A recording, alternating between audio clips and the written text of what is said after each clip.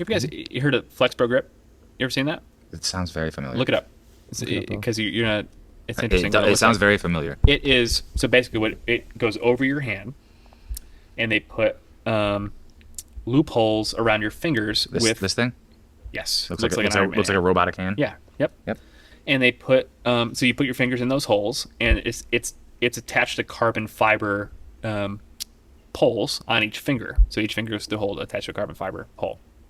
And what it does is it connects to your phone, and it shows you the rate of force that you're providing on each finger as it moves. This is what it looks like, Mike. And each finger is like it's attached to its own muscle.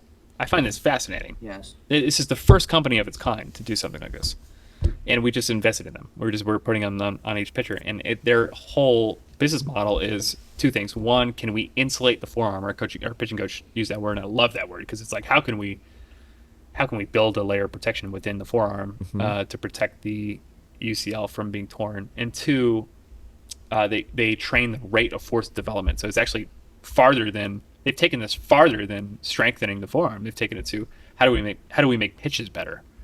So like if let's say you're an exceptional supinator, right? You throw great breaking balls like all the time, great cutters, whatever, sliders, whatever, and you suck at pronation. One of their theories is your muscles are not strong enough to allow you to pronate properly, and I find that fascinating. In the reverse, of course. But we've begun putting our guys on this device, and spin rates up, breaking balls better, and the feedback from the guys is this feels really good. Yeah, and it's just not talked about. It's just like it's not. Yeah, because we had this conversation today, Paul, or earlier this week, which I like that we're talking about it. Okay, in our programs, we will program on certain days just to make sure we get all of this work in. You're going to have certain days that are going to be more scapula-based exercises, so mid-trap, low-trap. You're going to have days that are going to be more cuff, so decelerating, external rotation, internal rotation.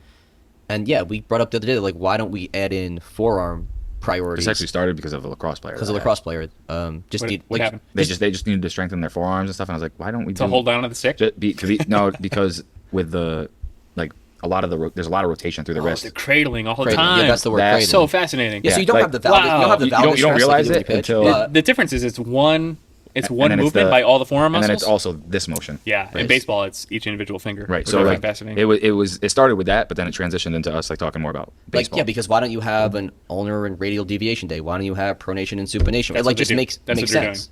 Which is in fact, I would highly suggest you guys keep a couple here. Yeah. Because it's more weight room than it is pitching. To be Just honest with to you. plug It's into a weight room smaller program. muscles. It's just tinier muscles. But I think This also says each protocol will take roughly 5 to 12 minutes to complete. that's true. That's Which as is quick like as it nothing. Which is literally it's fucking nothing. And I've tried it. I've done it a lot. It feels like I'm calling on muscles that have not been used. That's what it feels like. If that's not telling, Yeah. I don't know what it is. Like